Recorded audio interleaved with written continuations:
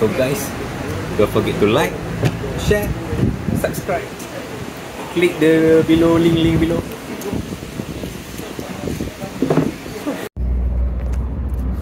Okay, Assalamualaikum warahmatullahi wabarakatuh. Selamat malam semua. Malam yang ke-13. Malam ni nak pergi Masjid Naik Alam bersama Pokja dan Imran. Kita ambil Imran lagi. Sekarang masih di Tanjung Karang. Kita jumpa sana.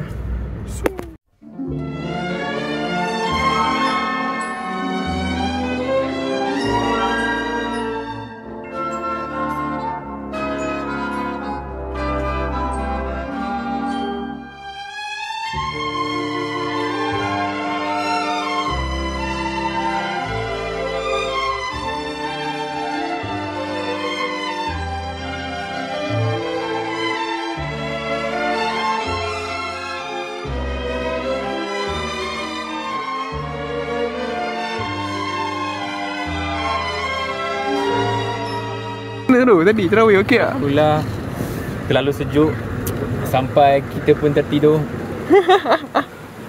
8 dia habis berapa? Pukul berapa tu? 8 dalam 9.30. Recommend. Tapi kena 8 tu terus keluar dan solat witir sendiri. Dan akan sambung sampai 21. 23 bro. 23? Tinggal 2 pula. Lihatlah. Tarik sikit. Tarik sis. Oi.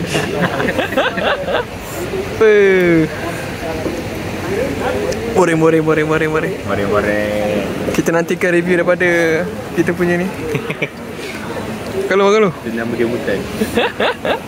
dia macam mana? Tak dapat pahala. Dia afdal tidur dia. Afdal, tapi boleh je solat Tapi pendapat tu ni sikit. Yang kata bukan apa, Banyak mazhab. bukan ijma'. Oh, sorry. Macam mana tu? Nan Nanda Sur. mana jahat ni, mana baik? Jahat lah. Nanda nakal. Oh, nakal. Tidur apa? Juicy. Orang boleh try dekat apa namanya? Ya, roti tepayan cheese. Kasim Baba roti tepayan cheese. Memang tarik dia juicy lah. Tarik dia juicy. Dekat mana? Dekat Denai Alam. Dia datang. Screen time banyak ni, thumbnail aku lagi. Aku tak. Okey lah, muka kau tak lah. Boleh. Kirim salam kat Imran Ajmain. Baik tu. Jahat tau. Sedikit kata-kata. Sikit kata Esok since kau alumni kan, kau tak nak wish apa? Dah UiTM ni result baik apa? Result semoga yang masih belajar, yang masih FYP, ulang senang je FYP. Apa klise? Jahat tu. baik tu. Keridok.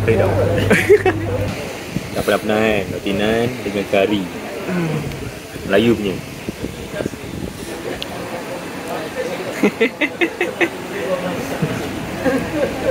Okay, aku rasa tu je kot. Korang cakap apa? Ni apa? Tolak untuk student UiTM esok. Semoga Yang dekan tu. Semoga Ridwan dapat jodoh yang baik-baik. Itu doa lain. Alamak. Tapi tak apa, boleh. Aku pertimbangkan. Amin lah. Amin tu. Maksudnya apa tu? Maksudnya tamat. Sabar. Okay, dah boleh kot. Boleh. Tak ada benda lah. Dah 2-3 kali dah tutup.